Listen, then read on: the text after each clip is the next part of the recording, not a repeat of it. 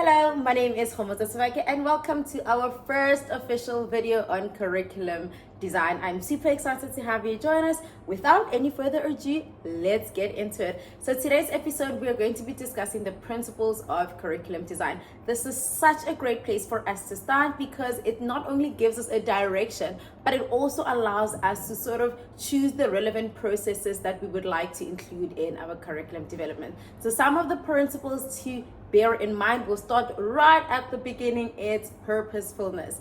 If you notice, if you've been in education or you are starting out in education, you will notice that some curriculums will adopt IEB, some will say American, British, all these different curriculums that they're adopting. It is quite important, especially if it's in a different country with people of a different race, different experiences.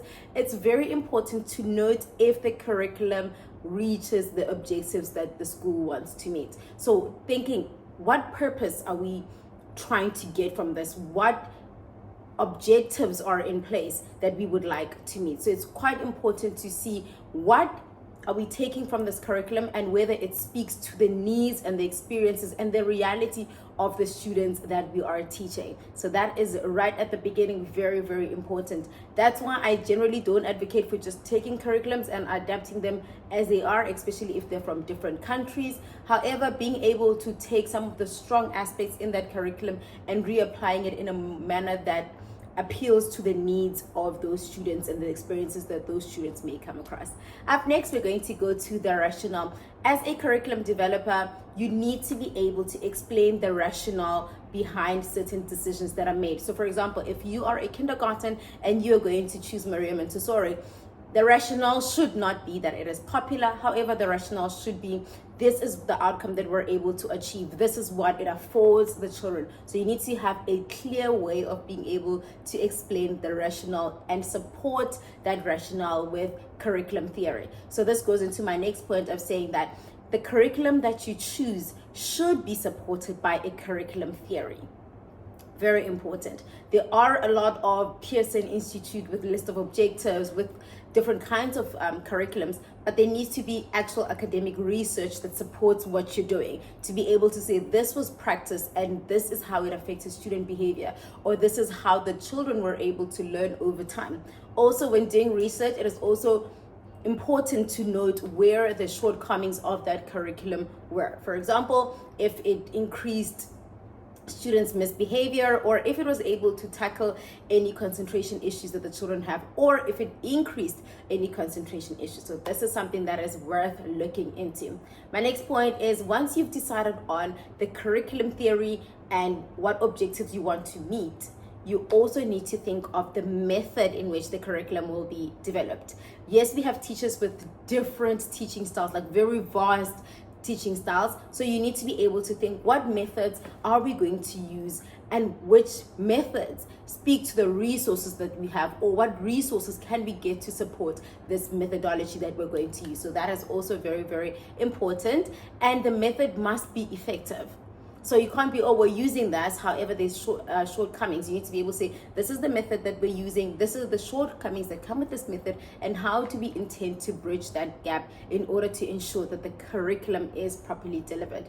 The next thing is thinking about evaluation. So for this method, to assess if this method is actually effective, you need to think of assessments. How often are you having these assessments? Are you having them bi-weekly, monthly, quarterly, or if you're setting them up to be a build-up of assessments? So that is quite important. And to be able to set assessments that speak to the needs of different learners and the learner's ability to sort of learn, or way in which each learner is able to sort of output. So it's quite important to say this, yes, this is our assessment style. However, how can we tweak it to speak to the different learners that we have? So to also speak into inclusivity. Next, as you're developing your curriculum, you also need to think about the leadership. I think for me, I would place this more like higher up a bit to speak into say, when you're developing a curriculum, you need strong and effective leadership, leaders that can actually communicate, leaders that can actually go into proper research, that can really engage with the curriculum and engage with the people that are delivering the content. Because once you have a leader that is capable, they're able to be fully involved, whether even though they are in like the middle part of the curriculum, so in between like the curriculum developers, they're in between the curriculum developers and the teachers. That leader should be able to engage the vision of the curriculum developers. They should also be able to engage the ability of the staff that they're working with. Also, at the same way, if you have a curriculum developer, they need to be a great leader for them to think about the most effective ways for everybody who is under them to be able to understand the vision that we're trying to get with this curriculum. I will always vouch for effective leadership when it comes to curriculum development.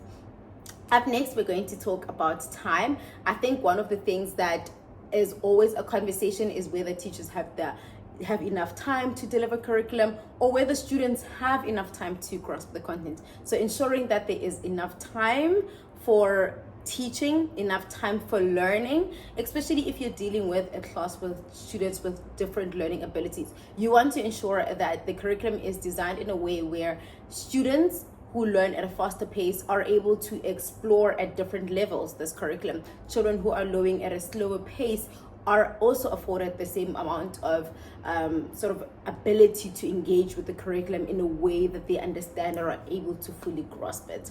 Next, we're going to talk about orientation. So all stakeholders that are involved in the curriculum or sort of get to be affected by the curriculum need to be orientated. For example, you need to have parents know what role they're playing in this curriculum, or how the curriculum is going to be delivered, and how they can best support teachers or support their students when the children are engaging with this curriculum. So it is important for teachers, for principals, for parents, everybody that is involved in delivering or sort of assisting children with this curriculum. They should know what are their expectations, or how to best support these students or best support people who are delivering the curriculum. So parents need to be able to know how to support the teachers. Yes. Okay, so then we're going to move on to our next part, which is adequate learning. So learning not only speaks to the students, however, so this just also extends onto the previous note of saying you need orientation and learning. So teachers also need to continuously be learning. I mean, there's so many things that we are exposed to now. We have more tools, there's a lot more resources. So teachers need to be able to be taught on how to best use these resources. So because we're continuously being exposed to more and better, a curriculum designer should also bring into consideration these aspects and think about how to continuously improve the skill set that teachers have in order to assist them to deliver the curriculum properly, not only properly, but in a more effective and relevant manner. So now we're going to also extending on the word relevant. As I've spoken earlier, you find that schools from China would be adopting curriculums from other parts of the world, especially for content like English. However, we need to also speak into how relevant is this content, and the relevance of this content. Does it allow students to engage with it properly? Because it's one thing to just adopt a curriculum from a certain country because it's great. However, do we have the resources? Do we have the skill set to ensure that this curriculum is properly delivered? So that is something very, very important. I would definitely say in finding a great curriculum, but if there will always probably be areas that are not relevant if it comes from a different country. So be able to find ways in which you can tweak certain things to say this is not relevant to this setting. So probably, especially things that are probably like subjects like history, it would be great to learn about international history, but it would also be great to sort of allow the students more time to understand the history of their area and then start building from there. So just bringing about little changes that sort of relate to the child, relate to the environment, and then relate to the greater community. So that builds that interest to be like, oh, this is how this has affected me, the environment around me, the country that I'm in, the countries around me, the bigger world. So I think that would be a great way of building that level of knowledge, especially considering Bloom's taxonomy. Now we're going to move on to our next part of creating a meaningful connection. As I've spoken, it is important for children to be able to sort of be connected with that curriculum, for them to be actually able to engage with it and know that, okay, this curriculum speaks to these needs of these students, the connection, and being able to see how they progress with it. For example, I think we should always have a goal of saying our curriculum needs to be relooked into every 3 to 5 years. We need to relook and say, is there still a connection between what we're teaching these kids and the real world, or are there changes that need to be made in order for this curriculum to fully connect to the needs of these children in this point in time?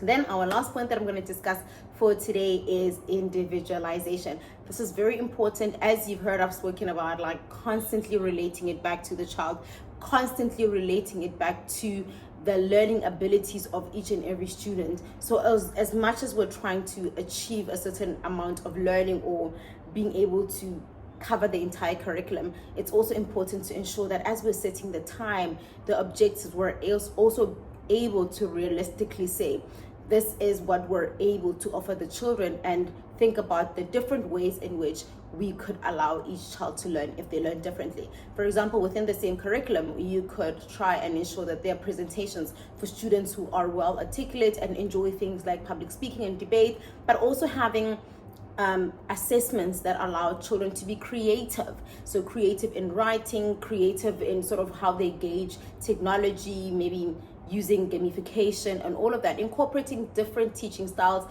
or allowing children to go on outside trips to engage with the actual work experience environment, places that allow them to gauge that. So having different ways of assessing children's understanding and their progress in a way that speaks to the individual child's needs. Although we cannot always 100% get it, but allowing those opportunities to students, sort of allow the curriculum to constantly speak to the needs of students.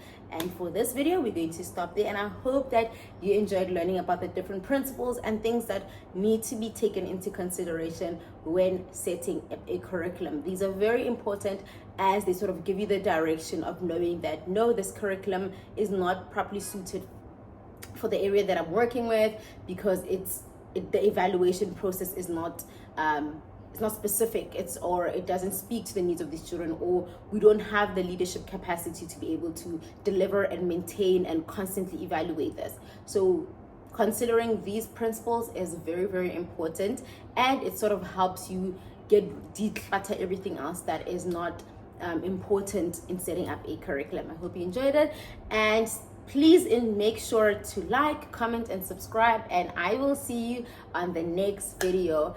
Please leave a comment also stating any challenges that you face in curriculum. It may be whether you feel like you don't have enough time, you are not properly orientated, you feel like the content is not relevant, or any challenges that you face in curriculum, or some of the things that are actually working in your work environment where you feel like, oh wow, this curriculum that we're teaching is great. You can give us the reasons why you think it is great, or why you think that you're able to deliver it well, what kind of support you are offered when delivering the curriculum.